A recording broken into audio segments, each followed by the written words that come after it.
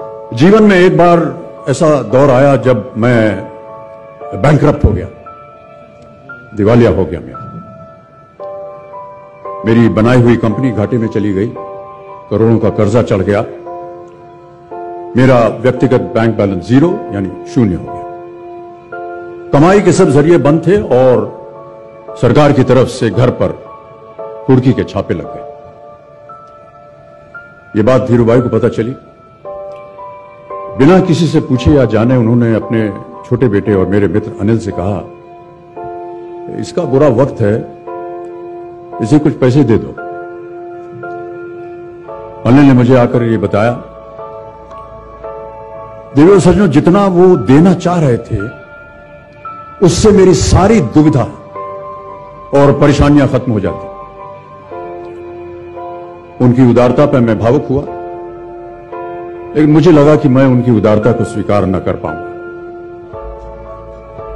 ईश्वर की कृपा रही और कुछ संकट के दिनों के बाद समा बदला, काम मिलना शुरू हुआ और धीरे धीरे मैं अपने सारे कर्जे उतार पाया। एक शाम धीरूभाई के निवास स्थान से इवेंट पर एक दावत के अवसर पर मुझे भी आमंत्रित किया गया।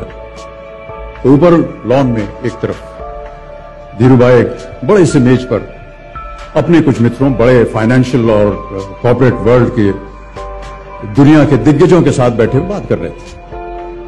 मुझ पर नजर पड़ी तो मुझे बुलाया और कहा, यहां मेरे साथ बैठो। मुझे बड़ा अजीब लगा, मैंने क्षमा मांगी और कहा, मैं उधर अपने मित्रों के साथ बैठा हूं, वहीं ठीक हूं। उन्होंने जिद की और बैठा लिया मुझे। फिर अपनी उस दिग्गजों की महफिल में उन्होंने कहा,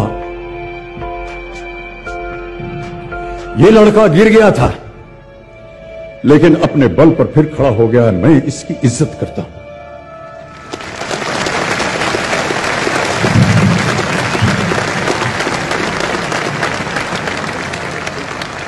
उनका ये व्यवहार और उनके वो शब्द मेरे लिए उस धनराशि से हजारों गुना ज्यादा मूल्यवान थे, जितना कि वे मुझे मेरी संकट से बाहर आने के लिए देने के लिए तैयार थे।